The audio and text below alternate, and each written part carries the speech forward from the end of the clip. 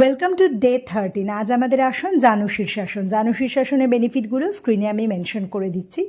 প্রথমে আমরা সোজা হয়ে বসবো, পা দুটো স্ট্রেট করে শির দ্বারা সোজা করে। একটা পা ভাঁজ করব, পায়ের গোড়ালি থাই জয়েন্টের মাঝখানে রাখবো এবং অনেক সময় আমাদের টেন্ডেন্সি হয় সাইড করে বসার ব্যালেন্সের সুবিধার জন্য। এটা একদমই করলে চলবে না। আমাদের সব সময় যে পা আমরা লম্বা করে বসে আছি সেই পাকে সেন্টারে রেখে পা স্ট্রেট করে বসতে হবে। শ্বাস নিতে নিতে দুই হাত উপরে তুলব, এরপরে শ্বাস ছাড়তে ছাড়তে ধীরে ধীরে আমরা নিচু হব।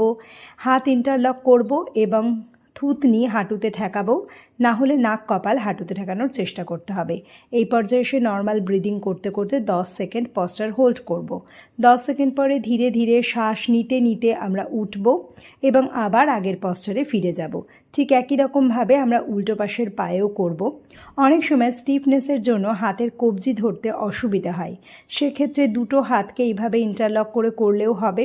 যদি হাত দুটো ইন্টারলক করতে অসুবিধা হয় তবে জাস্ট পায়ের টোটা ধরে এইভাবে করলেও চলবে।